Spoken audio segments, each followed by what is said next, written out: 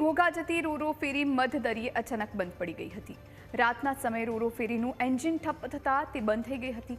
અચાનક બોટ બંધ થઈ જતા પ્રવાસીઓમાં ભારે આક્રોશ જોવા મળ્યો હતો।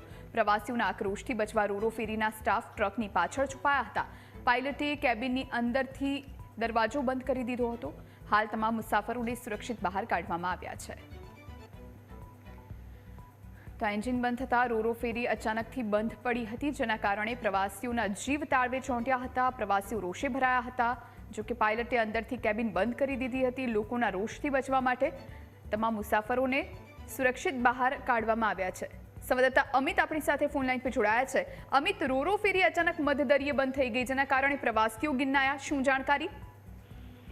જી ચોક્કસથી આજે સુરતથી ઘોઘા જતી રોરો ફેરી છે તે મધદરિયે બંધ પડવાના અનેક વખત કિસ્સાઓ સામે આવે છે, ત્યારે ફરી એક વખત જ આવી ઘટના સામે આવી છે। સુરતથી ઉપડેલી અને ઘોઘા જતી જે રોરો ફેરી હતી મધદરિયે જ છે બંધ થઈ હતી।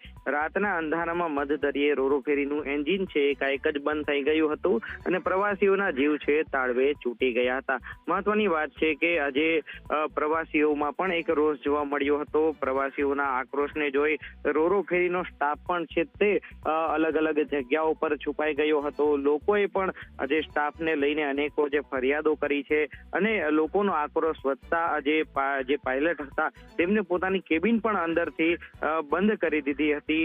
મહત્વની વાત એ કહી શકાય કે રોરો ફેરીમાં મોટાભાગના વાહનો પણ જતા હોય છે અને સ્ટાફ છે તે લોકોને દિલાસો આપવાના બદલે, લોકોને સંભાળવાના બદલે છુપાઈ ગયો હતો। તેને લઈને પણ એક સવાલો છે, પરંતુ ત્યારબાદ આજે રોરો ફેરી છે તેનું એન્જિન જે ટેકનિકલ ખામી દૂર કરી શરૂ કરવામાં આવતા તે પોતાના સ્થાન પર પહોંચી હતી અને પેસેન્જરો છે તેમને રાહતનો શ્વાસ લીધો હતો। બિલકુલ અમિત, આભાર આપનો જાણકારી આપવા માટે।